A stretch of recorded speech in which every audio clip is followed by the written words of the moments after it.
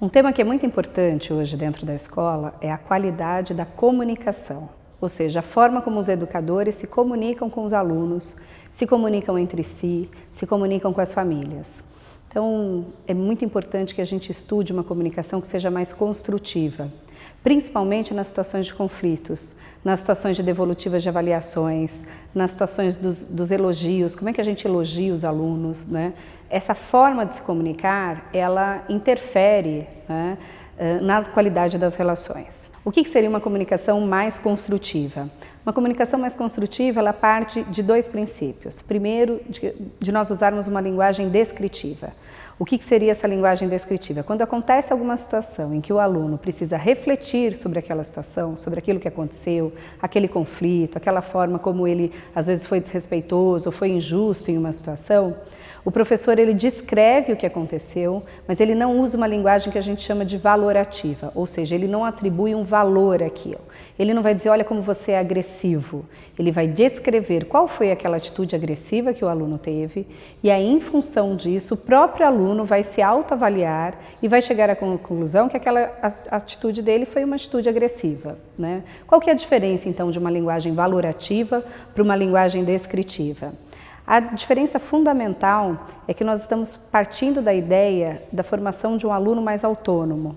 Esse aluno mais autônomo, ele vai se autorregular, então ele precisa refletir, pensar sobre aquela ação. E a forma como nós nos comunicamos vai influenciar nisso. Então, ou seja, essa linguagem ela vai descrever, vai dar oportunidade para o aluno expressar como ele está se sentindo. Os sentimentos eles são sempre validados, a gente não limita sentimento. Então o aluno ele pode sentir raiva do colega, mas ele não pode resolver a raiva que ele está sentindo indo lá e batendo, indo lá e ofendendo, indo lá e publicando numa rede social. Então o que nós vamos conter é a ação e não o sentimento. Normalmente os educadores da escola têm o costume de falar, você não pode sentir raiva, você tem que gostar de todo mundo. E não é verdade isso. Na hora de uma situação de conflito, a gente sente raiva, a gente fica triste, a gente não se sente bem com aquela situação.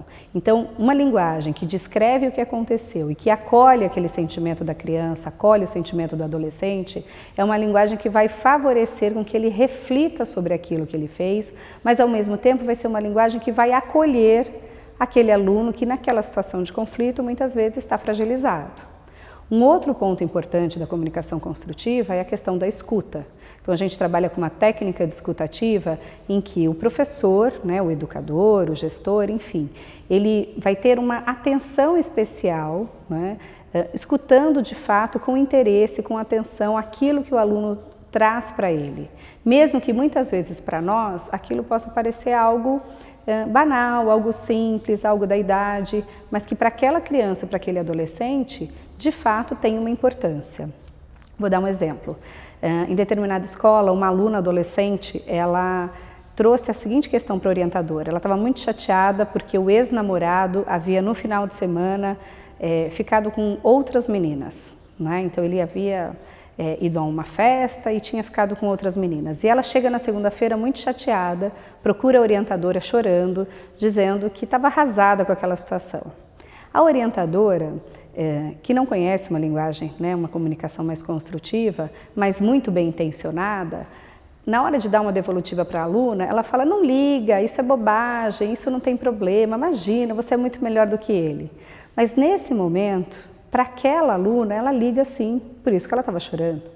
Então uma linguagem, uma comunicação mais construtiva faria com que ela reconhecesse o sentimento da aluna, falasse, poxa, que chato, eu imagino como você deve estar triste, não é bacana mesmo isso que aconteceu, né?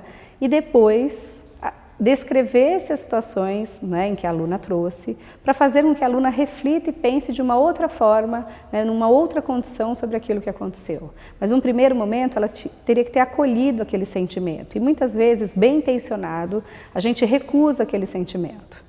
Então, uma comunicação construtiva, basicamente, ela vai ter uma linguagem que é respeitosa, uma linguagem que descreve e não julga o outro e uma escuta mais empática.